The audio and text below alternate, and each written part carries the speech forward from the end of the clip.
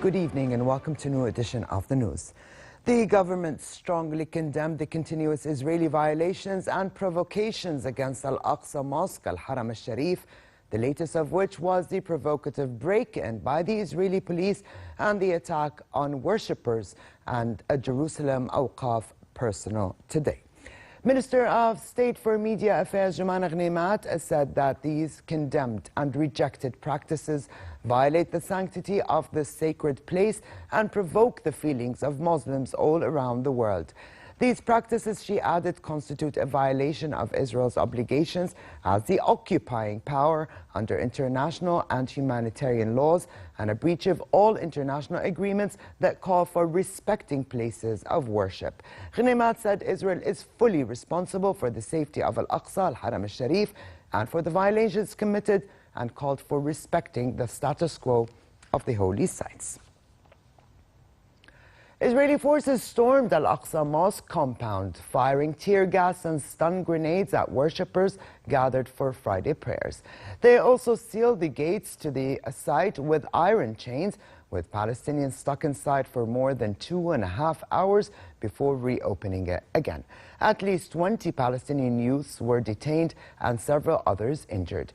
Israeli police said officers entered Al-Aqsa in pursuit of what they said suspects who had barricaded themselves in after running confrontations in the Haram al-Sharif compound, during which Palestinians launched firecrackers. The unrest coincides with the first anniversary of Al-Aqsa protests in July 2017, when tens of thousands of Palestinians prayed outside the compound for nearly 2 weeks, protesting against the new metal detectors installed by Israeli authorities. The Palestinian Authority condemned Israel's provocative actions, saying continued Israeli attacks against occupied Jerusalem will increase tensions and will drag the region into a religious war. Meanwhile, in Gaza, 2 Palestinians, including a 14-year-old teenage boy, were killed by live Israeli fire during protests along the Gaza border fence. Gaza's health ministry said 264 demonstrators were wounded, some of them in serious condition. Some 7,000 Palestinians took part in today's demonstration, hurling rocks at Israeli forces who responded with live fire.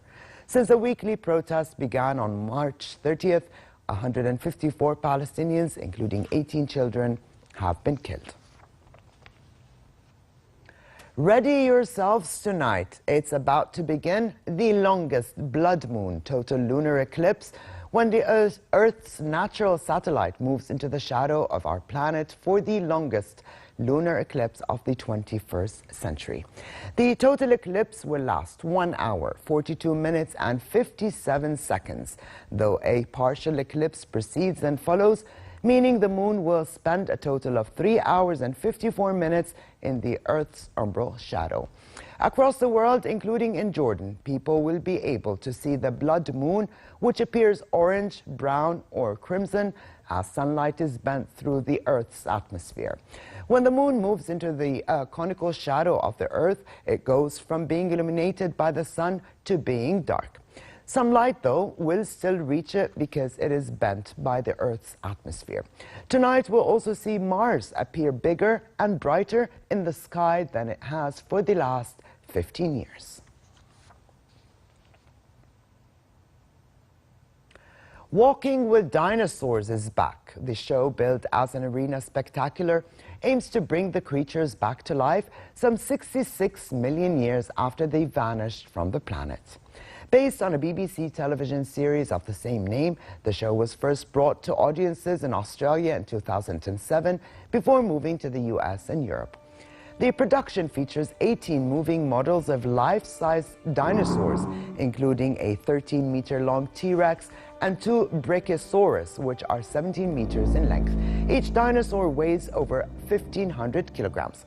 Audiences at the 1 hour, 40-minute long show will learn the history of dinosaur times, from the splitting of the Earth's continents to the arid desert of the Triassic period to the lush green prairies of the later Jurassic.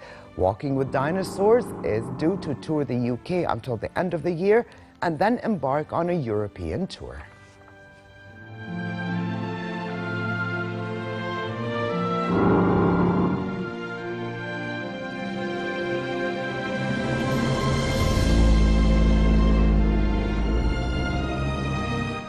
To sports, Chilean Nicolas Ahari, a surprise top seed Dominic team, knocking the Austrian out of the German Open.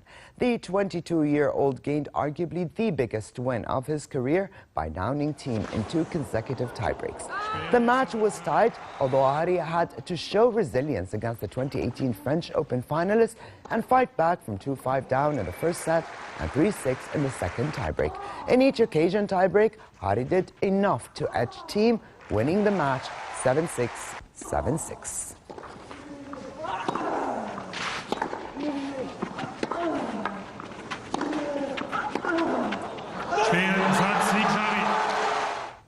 And finally, for a quick look at the weather, normal summer conditions are expected across the kingdom as temperatures slightly drop to become around seasonal average.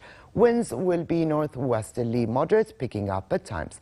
Amman can expect a high of 28 degrees Celsius and a low of 17 degrees. In the Gulf of Aqaba, hot conditions prevail, with daytime temperatures at 38 degrees, dropping down to 25 at night. And with this, we come to the end of this edition of the news. I'm AlAqsa Mosque. Thank you for joining us. Have a good night, and I'll see you tomorrow.